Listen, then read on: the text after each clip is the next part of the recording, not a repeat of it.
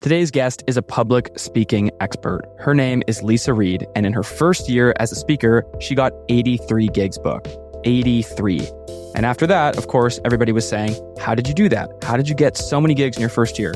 So now she helps other people do the same. In this episode, we talked about how you can create your signature talk, which is essentially boiling down all of your knowledge into a bite-sized thing that you can deliver on podcasts, when you're guesting on shows and on stages and whatever. She also talked about how she helps her clients prepare for getting invited onto shows as a guest, like having some questions ready that the host can ask them and a bunch of things like that. And on top of that, she shares a great strategy on how to manage all the shows that you're going on to, how to save time when you're applying because there's all these different questions and things. She has a really easy strategy that you can use to save time when applying to these shows. I really liked it. I'm definitely going to employ it. Just before we get going, as always, I want to invite you into my free community for podcasters. I give away everything in there. It is all about giving. I expect nothing back. You can talk to me in there if you have questions about your show. I'm literally there answering DMs all the time. The link for that will be in the show notes right below. Let's get into this episode. Okay, Leisa, welcome to Oh My Pod. I'm so happy to be talking to somebody who's an expert speaker because I have never had anybody on to talk about that. So you were the first. Welcome and thank you for being here. Oh, I'm so honored. I get to be the first. Yay. Yeah, it's funny. I was actually scheduling with my mom because my mom is an opera singer and she trained at Juilliard. And so part of her like training was she learned how to speak in Italian, how to speak in Spanish, how to sing in all these different languages. And there was so much dialect coaching and so much like pronunciation and all these different things that she learned. So funny, like just as I was talking with her, I'm like, oh, I actually am just having someone on for speaking now, but then I'm going to bring her on as well and talk about like, you know, other stuff with like diaphragm support and stuff like that. But yeah, so thank you for being here. And the first thing that I want to ask you and what I ask everybody is I just want to hear in your words what you do, who you are. And so just take a minute and just give people like an idea of why they should trust what you say about speaking, essentially. Sure. Well, who I am, I'm Leisa Reid, founder of Get Speaking Gigs Now and the CEO of the International Speaker Network. What do I do and why do I do it? I work with entrepreneurs who have a deep calling or deep desire to use public speaking as a way to market their business and attract their ideal clients. I think there's a lot of us out there who have always dreamed of doing that, whether it was from childhood or later on in life, but for whatever reason, the dominoes just weren't lined up appropriately. And they've now come to a point where they're like, you know what? I'm going to do that thing. And I also often refer to myself as a teacher disguised as a speaker, because I think at one point you're like, I have a lot of things I can teach people. And that seems a little less scary for anyone. A lot of times people say speaking, oh, I'm scared of it or, you know, afraid of it and have phobias. And there's all these jokes about it.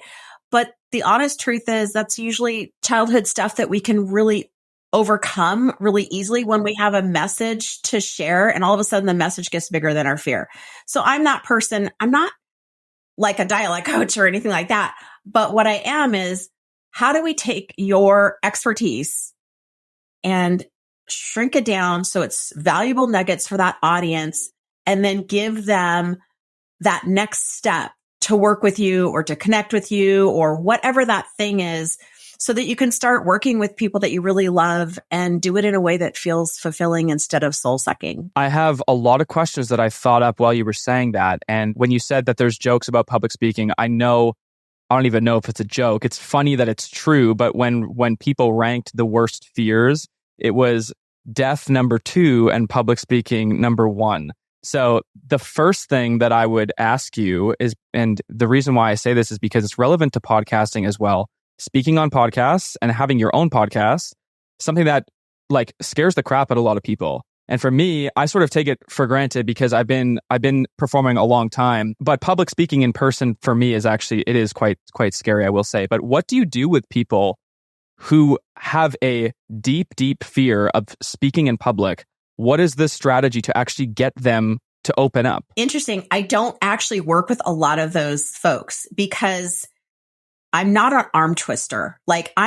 Speaking is not for everyone. And I completely accept and understand that. Just like social media isn't for everyone. Not everyone likes it, even though it's accessible to all of us, right?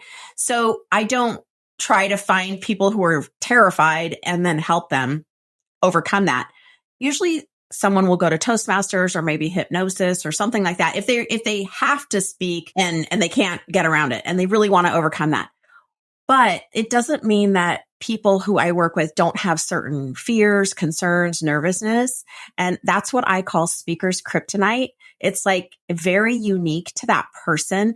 And it could sound like, oh, I'm still working on my talk, or I'm creating more content. I'm not really sure where I'm going to go speak. I don't really know if like it'll work, or like, how would I sell? Like there's all these kind of unanswerable questions that keep us from, and that same thing can happen in podcasting.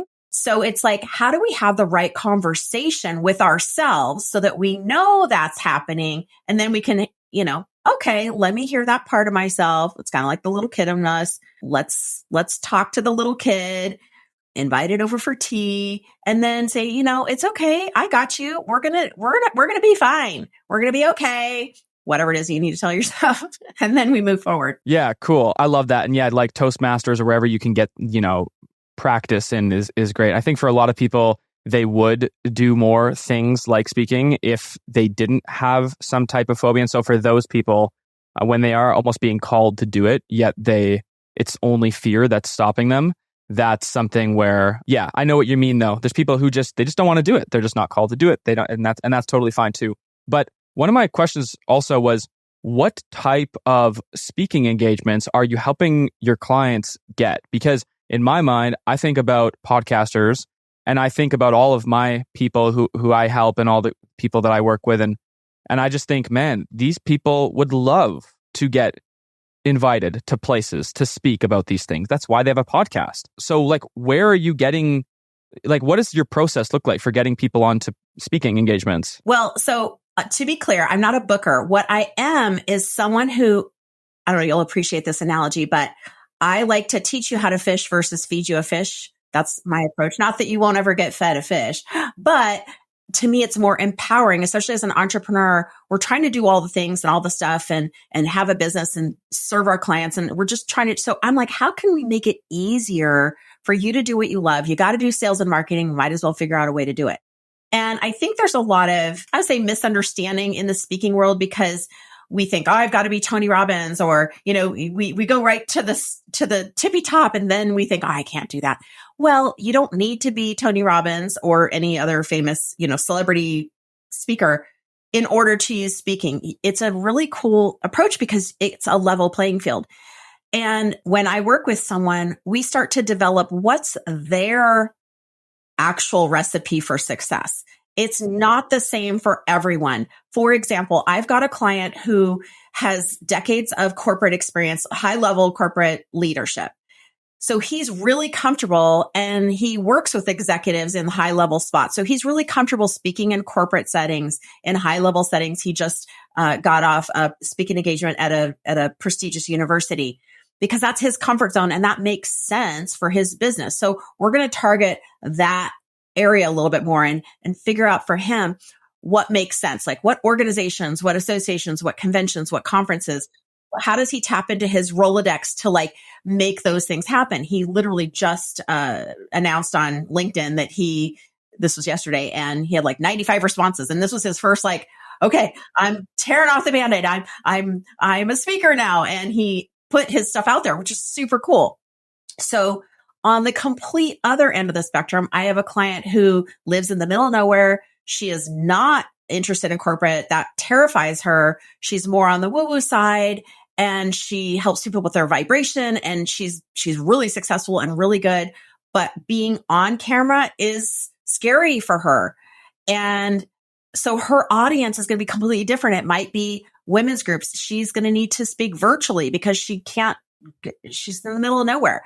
So her strategy is totally different. And that's what's cool. I think it gets confusing as an entrepreneur. If you're like, I want to be a speaker and you start Googling and you're just instantly overwhelmed, confused, not sure what's good, what's bad. How do you get, so I help navigate all that and we just clear it so that you're certain and clear about what you're doing, what you're saying yes to, what you're saying no to, where should you be focusing. I think that's really empowering. Yeah, of course. And the other thing that you said earlier, which I think is really relevant to podcasting, is that idea of like, you take this person who has this incredible story and all these so much expertise and all these things that they're so good at, and then kind of boiling that down into a story that is, it's almost like in a way it's kind of like almost like marketing their story in like a way that it's not this massive thing, but it's bite-sized. It kind of has a hook. People are like, oh, like that guy was,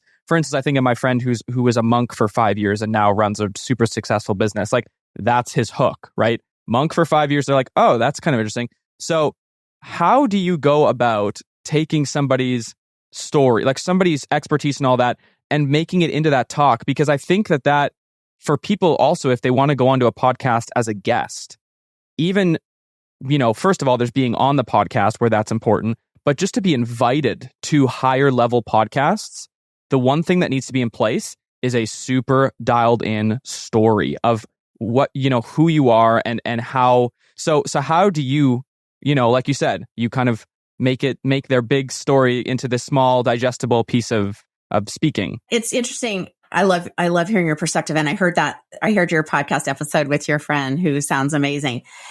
And so I think of it as a little bit different. When I work with someone initially, I call it, we get your talk ready to rock, right? Like we're going to pull at least 3 valuable nuggets from whatever it is that you do. And it's going to relate to your audience. It might be a story. It might be a case study. It might be an exercise. It might be knowledge or myths or things like that. So this is where, again, it's not exactly the same for every single person.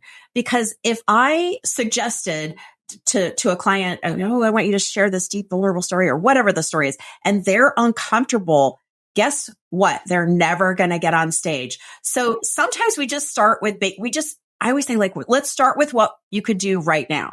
And then you're always going to be evolving and growing as a speaker, number one. Now with that, yes, part of who you are and what you do is going to come into play because it's going to come into your introduction. It's going to come into your bio. It's going to be on your speaker page. It's going to be on your website. So, and if you're going to be on podcast, you need to be able to, really say that concisely. And eventually you get more versions of your introduction, more versions of your bio. You've got, like, if you look at mine, I've got like so many versions of intros and short 99 words and 25 characters, whatever, and, all the different versions of that. In terms of podcasting, though, I think a nice way to translate that, when they get their talk ready to rock, they have those nuggets, those pieces that they're going to share. Then they can repurpose that into questions that they give the podcast interviewer. And so they're not constantly, I had one of my clients, she keeps constantly creating, before she was working with me, recreating talks and recreating everything and recreating and I'm like, stop. Like, you are making it so hard and you're working so hard. Like, we need to land on the thing, land on the main message, and then repurpose it everywhere you go. And yes, you have more knowledge. We know that. But we got to make some decisions to make your life easier. That's great. I love the tough love thing. I'm the same way, and I think even as a speaker, as a business, and whatever you're doing, podcast or two, like your message does change and adapt as you go along. And so it's part of being flexible. But I like how you say it's like even though there are all these amazing things that you do, it's like let's make it into something that is let's just pick a few things and then do that. And the repurposing thing. So then when you have this, this thing that you're talking about, this, like, whether it's your story or just different things that are just interesting to talk about, and you have your kind of your talk that's ready to rock now, then when you go on to podcasts and everything, something you said is you can give the host suggested questions to ask you, which as a host is like what an awesome... Yeah. But even from there, then the host can understand, okay, well, if I can ask that question, then I will make a spin on it and I can ask something similar. And so I love that. Now, you also, when your clients that you're working with, it makes sense for them to also go and speak on podcasts because that's just another speaking engagement. So something that you wrote when you were answering our intake questions was like using the podcast episodes that you go on your website, on your social media, your email list and all these things. So how do you go about doing that? Yeah. So this is where, again, and you work with entrepreneurs too. I think we're all creating an empire and we can see this whole thing and we want it done yesterday. Right. So I don't want to like freak anyone out. Like, oh my gosh, I have to go do all this stuff.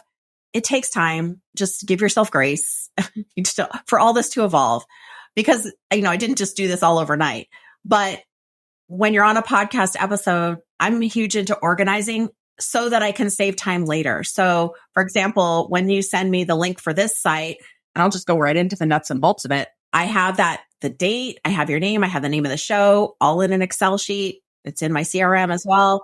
And then when you send me the link of the episode, I'm going to put that in there as well. Because then when I get around to like updating my website again, maybe I'm going to add some more podcasts. I'm going to pull some. I don't add them all the time. I just kind of wait for a few and then I'll add some more. But I'll also send it to my team. They can then incorporate it into our promo calendar, because one thing that's great about podcasts is they're evergreen. You might not hear it today or when it lands, but you might hear it 6 months from now. I don't know. I don't know. I have people all the time reaching out to me saying, "Oh, I heard your show. I heard you on a show on," and I'm thinking, "Wow, that was a really long time ago." Yeah, I get the same thing, and it's so incredible to know that you're planting seeds everywhere, right? So, just briefly, because my audience likes the nuts and bolts like a lot, and I do too. So the CRM that you have, like for every show that you've been on, this is something that I'm going on more podcasts too. I've been on like quite a few now. I want to do what you're talking about. So what does the CRM actually look like the nuts and bolts? Oh yeah, sure. So for those, and I'll just say for those of you who don't know what a CRM is, let's just even explain that, because sometimes I have clients who are like, what's it? And there's different, it's an acronym which could stand for different things, but typically it's like a client relationship manager. It's basically a software. There's free to very expensive. Usually if you Google a CRM, whoever's paying the most money is going to be the one that pops up first. So at the base level, if you're a solopreneur, I say use one that just, you can import your contacts and you can track your activities. Think of it as you have a bunch of Post-its on your desk or strings tied around your finger. Now you need to get a CRM. That is when you get a CRM. And it's going to help track your introductions. So if we get into nuts and bolts, you and I have a common friend who introduced us. We chatted. We don't know where we're going to play together. So, but I don't want to lose sight of you. So I put you in as a contact in my system, and I assign a task to it. And I say make sure and check in, because you might be on the show. Great. Okay, cool. So, or whatever it is that we talked about. And then when we book the show, that's also going to go in as a task on my CRM. It's also going on my calendar, because you can't remember everything as a human being. There's too many details. And so I use the CRM not just for prospect clients, but for anytime I'm on a show, anytime I'm speaking. Do I need to get the Zoom link? Even with this session, I was like, okay, I just want to make sure I'm on the right studio link, because I don't want to be sweating bullets 2 minutes before we're supposed to be recording. Little things like that. Those can, if you don't have the right Zoom link and you're a virtual speaker, you just blew it. That little tiny detail, it's over, right? You're done.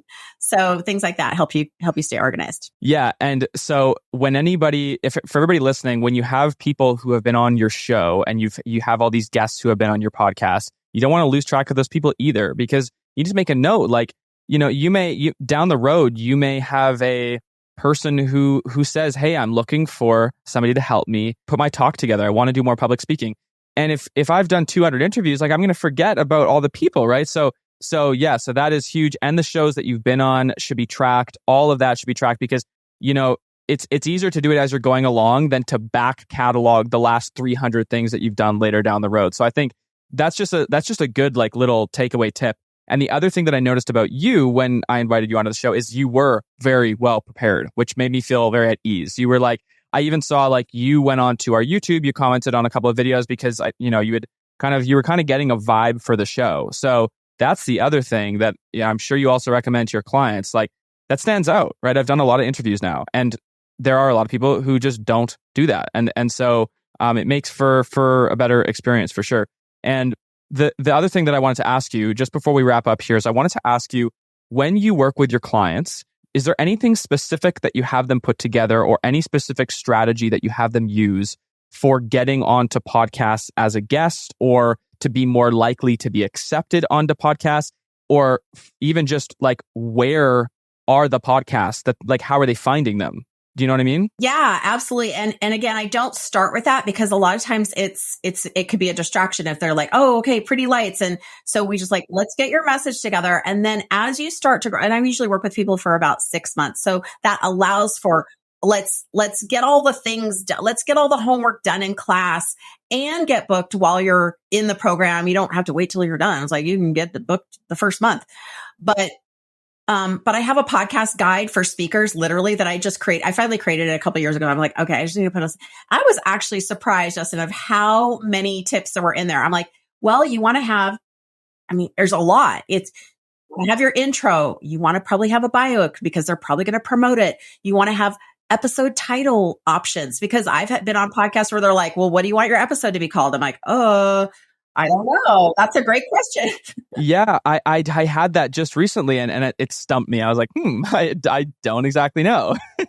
Yeah, and the questions. So I have everything for myself. Before I created the guide, I had it all in a Google Doc. I just was like, and so each time I would get asked something new that I'd never been asked before, I'm like, okay, well, I'm not going to write this again. I'm going to put it in the Google Doc so that I don't, and I'll write literally. I will say, like, they say 75 characters, describe what you do. I will be like, I will count those characters. I'll have the tools to count it. And I will write on there 75 character intro, because I'm not going to do that again. I don't want to do that work again.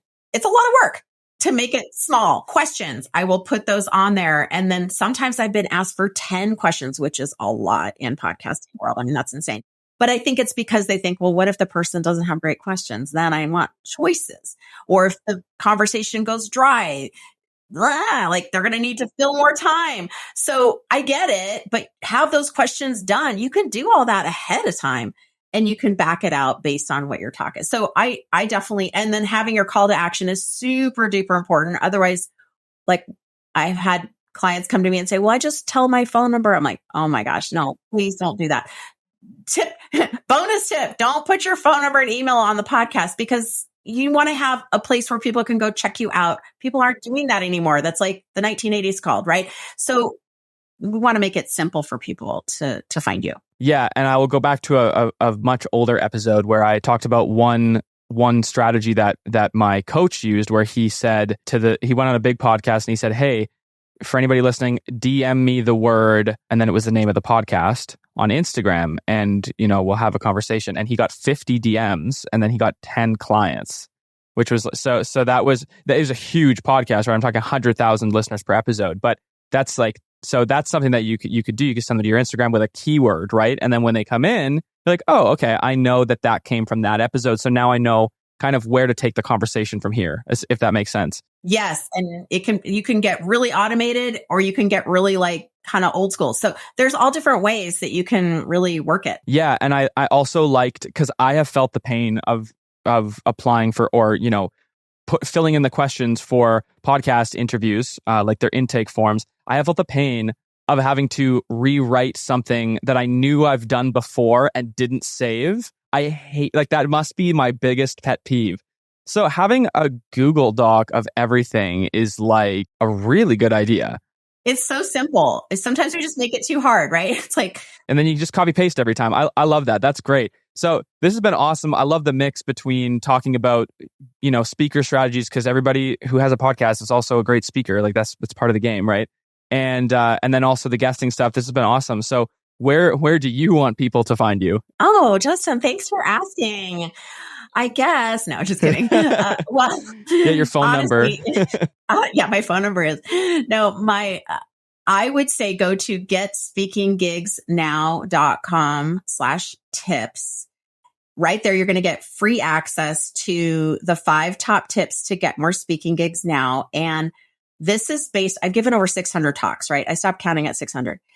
People would ask me all the time, how do you do it? How did you get on stages? Like my first year, I booked 83 gigs, and people are like, what are you doing? How are you bribing people? And I thought, well, no, to me, it seemed really simple, But when I created my business, I thought, what are the top things? What do people really just need to do? Like at the base level, this is like something easy you could do.